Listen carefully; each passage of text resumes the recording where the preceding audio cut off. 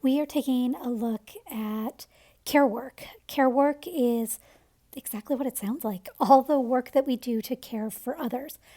It doesn't always, I guess, seem like work, even though it is, because it's not valued like work. How do we value work in a capitalistic society if we get paid for it? And so we kind of don't even necessarily pay attention to all the things that we do to take care of ourselves and others. So when we're talking about this, we're using the term the second shift. That was just like a term that came out of the research of Arlie Hochschild in, as you can see, 1989. She published a book about it after doing 12 years, I believe from 1976 to 1988. She did 12 years of ethnographic research. And ethnographic research, I'm not a research expert, but we have to talk about some of this stuff when I teach sociology.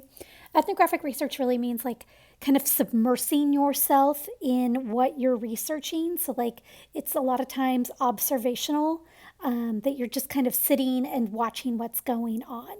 So, Arlie Hochschild and a couple, I believe, graduate assistants spent years visiting families like a couple times a week or so that the family was just kind of used to them. That, Arlie just comes by on Tuesday afternoons at 4 o'clock for a couple hours and hangs out. So that Arlie would finally get a chance to just kind of observe the family in a much more natural manner because they're just used to having her around. If you all of a sudden had somebody come over today that was just going to sit there and kind of be in your house and watch you, you'd be like, okay. Like, you would not be your normal self. If you were used to that every, Tuesday for a few years, you'd be more and more relaxed with it. And so the term the second shift actually came from one of the people that Arlie Hochschild did ethnographic research and observed. They said that they would go to work and work a shift, and then they would come home, and it was like they had a whole second shift worth of work. Now, a couple of caveats on this research. Remember what I said, 1976 to 1988. That means a couple of different things.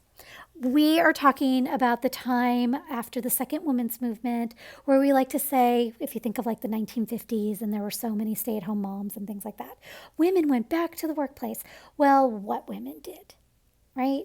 Middle class, upper class, middle class, white women. Families that had working class financial resources, every family member has historically always needed to be working. And quite honestly, if you think about today, in our modern times, a lot of times every family member needs to be working to sustain a middle class lifestyle at this point. So that's the first thing I kind of want to put like an asterisk on, like who is being studied? White women. And then the second thing is 1976 to 1988, what kind of relationships were being studied? There was not marriage equality at that time, so only heteronormative relationships were being looked at. And that, like, heteronormative meaning one person of each gender identity, masculine and feminine, that plays into an inordinate amount of how this care work labor division is made. So that's something to also keep in mind when we take a quick look at her findings. Okay, now that I've like prefaced it for an hour and a half, let's actually get into it. So like I said before, the second shift is considered the dual burden of paid and unpaid work. So you have the burden of being out of the house and working 8-10 hours, however many days a week, getting paid, but then you come home and there's many, many more hours of care work in front of you. So what ended up being measured by Arlie Hochschild was that women were working 15 hours longer than men each week. And so that has changed a little bit, but it's not like all of a sudden like, oh, nowadays it's only 2 hours. No. I guess 15 hours, I mean, it doesn't sound good, but it doesn't sound terrible, right? I mean, it's kind of like 2 full day shifts of extra work. But I mean, it's just like, but let's kind of do the math on this. If you take 15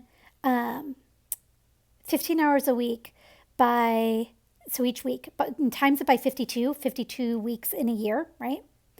What that ends up being very close to is 30 times 24, which means over a year, just 1 year. This all adds up to being 1 month of 24-hour days. So look at your watch, look at a clock, look at your phone, because that's most of our clocks nowadays. See what minute of the day it is, see what day of the month it is. And think about if you started working this very minute and you worked round the clock, no breaks, no stopping until a month from today. And then you did that every single year. It's a lot of work. We are also looking at the wage gap in this course, but what this ends up doing, this time, ends up creating a leisure gap. If you are doing 15 hours more of work around a house to care for yourself and your family and your home, you're not flipping through a magazine, you're not maybe catching up on a favorite show, you're maybe not getting a chance to sleep completely through the night. One of my good friends, her 3 kids are now like young teenagers, like just starting high school or just into high school and just finishing up junior high. But when they were little, she's a high school Spanish teacher. She would fall asleep a lot of times when they would fall asleep, like fall asleep putting them to bed. She would wake up at midnight, 1 in the morning, work for a couple hours around the house in the middle of the night, because those of you who are moms in this class know too, like that's uninterrupted time. Mom, I don't, you're not going to get, nobody's fighting, nobody needs anything. Like it's quiet, you can plow through work. So she would do laundry, she would pack lunches, she would clean up stuff, and then she would go back to bed for a couple of hours, 2-3 hours. And, a high school Spanish teacher and 3 kids need to be out the door to school. Like she was back up and at them. I want to share, like, to kind of give you an idea of what we would do if we got a chance to be together in class that we're not doing together in this online class. But when I teach the second shift in person, because this is where, like, I oftentimes, in addition to occasionally, like this is why I'm so excited about getting to teach women's studies, I usually am teaching sociology. I teach intro to sociology, I teach sociology of the family, and I teach sociology of gender. Well, right here is the intersection between family and gender. And so I cover the second shift in all 3 of my classes, which means I have done this activity that I'm about to describe many times. I will have students try to say every single task they can think of that needs to be taken care of in a house. Paying bills, scrubbing the floors, cleaning the oven, changing diapers, depending on how old kids are, taking kids to school, like planning birthdays, making dinner, cleaning bathroom counters, doing laundry, doing more laundry, doing even more laundry, because for the love of heavens, does laundry ever end? On and on and on. Taking care of a yard or animals that are beloved by your family, or all of your car stuff, or organizing all of the just medical appointments for your family, and all of the paperwork and all of the volunteering that you have to do on behalf of so many kids being in extracurricular activities, understandably, because that's how those extracurricular activities happen, by virtue of the parents' efforts. And like, it just, have I stopped to breathe in the lab? No, because this is an overwhelming amount of work. So I try and have students list out various tasks, say who they think in a family would be doing them, try to estimate. And so think about this. How much time do you spend? How many times a day do you do dishes? Once, maybe twice, like loading the dishwasher if you're so fortunate to have a dishwasher. But even if you do have a dishwasher, a lot of times there's a fair amount of dishes that need to not go in the dishwasher. So let's say you do the dishes twice a day for 20 minutes, and that means 40 minutes.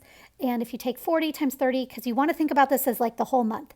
And I'm grabbing my calculator now because there's only so much I'm capable of. I got to the fact that 40 times 30 is 1,200 minutes. But after that, I'm done. So you've got 1,200 minutes because you're washing dishes for like 40 minutes a day for 30 days a month. And if you divide it by 60, that's 20 hours a month spent washing dishes. Rough estimate, right? But if you have a big family, that's real conceivable. I would guarantee, even in my small family, between my husband and I, we end up washing dishes about 40 minutes a day, just because we kind of cook. We cook dinner every night. We pack lunches. We clean up all the stuff from lunches. Like, yeah, it adds up.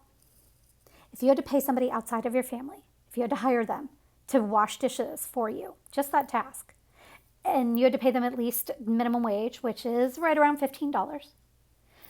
20 times 15, because I don't have that in my head, is $300 a month. So what I have them do is I try to have them go through How much would it cost to pay somebody to do your laundry? How much would it cost to pay somebody to drive your kids to school and all of their practices? How much would it cost to have somebody do all of your bills? How much would it cost to have somebody cook for you? How much would it cost? How much would it cost? And students have a really, really hard time with this because we don't pay attention to how I don't pay attention on a daily basis to how much time it takes me to do dishes. I don't pay attention. It's very interesting though when I go around with laundry, and I know some of you are moms, which is why I'm saying this. Students so often are like, laundry, you spend about maybe 2 hours a week doing laundry? I'm like, how many people, like a lot of times I'll have them draw out a family before they do this, and they've drawn like a family of 5. I'm like, how many people are in your family? They're like, oh, look, this cute little drawing. Like, oh, 5 people. I'm like, yeah, you do laundry almost every single day, or you just have like endless piles. Like you're not thinking of the fact that there's towels and there's sheets and that, I don't know, the dog vomited on its bed and somebody needs their purple shirt for Purple Shirt Tuesday and somebody's soccer uniform is covered in mud and it's totally gross. Like you're not, they're like, oh yeah. And I said, and yeah, laundry's tricky to measure from time because it's not like you sit in front of the washing machine and watch it. But you're sorting it, you're putting it in, you're running it through, you're getting it in the dryer. Some stuff does need to be probably hung up by hand. And then, so you're kind of supposed to fold it and put it away. So it adds up. And they're just always, it's so funny how many students I have that come through and are just mystified. Like they understand once I point it out, but it's a perfect example of how invisible this work can be, unless you're the person doing it. There was one time where I had a mom in a summer school class. She was a mom of 6 kids. She did this activity. She was just like, here, my fellow students, hand over the sheet to me. I got this. Like, if you're doing the work, you know how much it is, but even you don't know necessarily the time that you spend. And you don't think about how much it's worth because it's just demoralizing. I know I've stayed on this particular slide for a while, talking about it for a while, but I'm talking about it because, like I just said, we don't talk about it. So hopefully this gives you a chance to really pay attention right around you to see what's all the care work being done. Okay, let's talk more about money. Salary.com every year tries to do exactly what I just did. What they do is they survey, I think mostly women and mothers.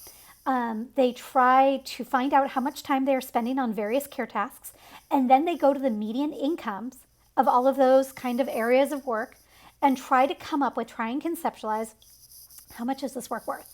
I'm going to take you through the last few years. In 2016, you can see in that box that the person is holding up, this is a stay-at-home mom, $143,000, and that is now several years ago, right? Just the second shift, and this is the last year that they measured both a stay-at-home mom, so full-time, and then just the second shift. Still, $90,000. And I'm going to move on from this slide momentarily, but I would encourage you to kind of pause me running my mouth a lot and take a look at the list of traditional mom jobs and then modern mom jobs, because there's lots of things on here that I haven't even begun to mention, like being a social media manager. Holy moly, one of my friends texts like our little group chat of friends the other day and said, her son's gotten a cell phone. What are all of our tips and tricks about, managing cell phone safety? And my other friend typed out a doctoral dissertation about everything. It was amazing. You need to do this, you need to do this, you need to do this. So even just managing your kids' presence online, managing all the technology, mom, my Kindle Fire broke, that kind of stuff. There's so many modern mom kind of jobs that we're not even thinking of in relation to all the care work that's being done. Okay, let's move on. So 2017, it was 143,000 in 2016. Now it's 157,000, as you can see. 2018, 162,000. In 2019, here's a whole chart. This is the way that they displayed it in 2019. So kind of giving you a chance to take a look at all that money. Take a look at all that money. If you're somebody taking care of other people and you are tired and overwhelmed, well, look at this. I'm kerfuffling, I'm so. And I talk about this all the time, but every time you see it, holy moly. Can you imagine? Can you imagine a check showing up for $178,000? I'd take a check for $178,000. Hell, I'd take a check for $17,000. I'd take a check for $17, right? This work is not valued. Okay, so this is the most recent stuff from salary.com, and this is now taking into account how the hours changed so much for caretakers and moms during the pandemic, which in some ways is continuing on today. So you can see pre-pandemic and then post-pandemic. Well, if we were post-pandemic, what we are considering widely as a society, problematic as it may be, as post-pandemic. So let's talk a little bit more, especially about the gender divide. So a lot of times, and you're going to be asked this week in a discussion board to observe what you saw in your family growing up, and that will be different for everyone. And then also, what do you want going forward for your children? Because the decisions that you make as far as the discussions and the demonstration of who is responsible for care work in your family shapes what they see going forward. So an egalitarian relationship is when partners are not necessarily dividing work along gender lines, but more so kind of, granted, nobody's like, oh, I had the best weekend. I scrubbed toilets. Like, it's just, gosh, I feel so happy. Like, nobody wants to do a lot of the grunt work kind of stuff around a house, but kind of being more fair, right? Let's go back to a critical thinking term. Like, what's fair? And what do you see in relation to all this care work that is fair or not fair? Arlie Hochschild found a really interesting thing in her research. She would see women with very parallel lives. They would have either the same number of kids, they would have a spouse that would either do a ton of stuff for them or not do a ton of stuff, not for them, for their families, right? So these women would have very, very similar lives, work the same number of hours, have a similar career, on and on and on. And some women would report a pretty high level of happiness and satisfaction with their life, and other women would be just overwhelmed, unhappy, not in a good place. Now, granted, there's multiple variables that could go into that. It cannot be a single variable by any means. But she did find, as she saw these kind of uncanny, pairings of individuals that had these kind of similarities but differences in their ideas about how their life was going, she did see continuously that there was one variable that seemed to make a difference. That one variable was 2 words. Those 2 words were thank you, right? Their families would say thank you. Their families would, remember we just talked about how invisible so much of this work is. No, thank you. I see the effort you have made. It means something to me. Thank you. So that's kind of something to think about. Almost done here. I actually had a student in, I think, my gender class make sure to email me and send this to me earlier in the last semester. And so I think that this is so true of what we do to when we have heteronormative relationships. So I'm kind of giving you a chance to see it. I experience this all the time in my own marriage. I have been lucky enough to be married for so many years. I can't say it off the top of my head. 23 this summer. Yeah, I think. Yes. I have a partner, I have a spouse, I have a husband who contributes a ton of care work, probably more than me. Does all the laundry, cleans up stuff all the time. Just, it's how he was raised. Both of his parents raised him and his brother. You contribute to the family. That's what we all do. We all do work. And it's just always been kind of, it's a given to him. It's what he witnessed, what he achieved as a child, and what is like, it's just how he has been socialized. But here's the thing, I hear all the time how lucky I am. How lucky I am that he is so care work minded. My mother, my sister, my neighbors, my friends, my husband for, doing all of these things, and he can bake too, right? Like he's amazing. And please let me say, he is a wonderful person who does an inordinate amount for our family, and I'm extremely appreciative, and please do not know think I'm coming from a place going, well, he should be. No. But if you were to flip the script, think about this. And he were having conversations, would his friends, would his neighbors Would, you know what I mean? Would his parents hear that if Nora does all the laundry, she irons?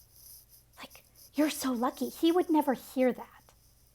So this idea of this persistence of gendered norms in relation to care work, it is simultaneously changing. It is also simultaneously staying the same. To look to, again, like I said, in relation to my husband being raised from an early age, here's how you do laundry. You're responsible for doing the dishes every night after dinner. That took his parents a lot of patience, because to teach a little kid how to do something carefully and correctly takes a lot of patience. But think about, to me, there's kind of a window in childhood that if you wait too long, and if you start to think now that your 10, 11, 12, 13-year-old is, old enough to take on some responsibilities, chances are they're going to be like, what? I don't do this stuff. That's what you do. Like, they're going to push back on having to do work. A 3-year-old that you hand a broom would think is probably like, that's a fun thing to do, but what kind of a mess are they going to make with a broom? So like really thinking strategically of the culture of your family and the time and effort that we have to invest in our children's understanding of care work going forward. There's a long list of things that we need to invest in effort as we raise children in our society. But I don't know necessarily if we always think of this one. So hopefully by kind of taking us through all these different things to think about, you can start to take a look at what you've seen in your life, what you value, how valuable you are if you are doing care work, and how do you want to create a culture of that in the future.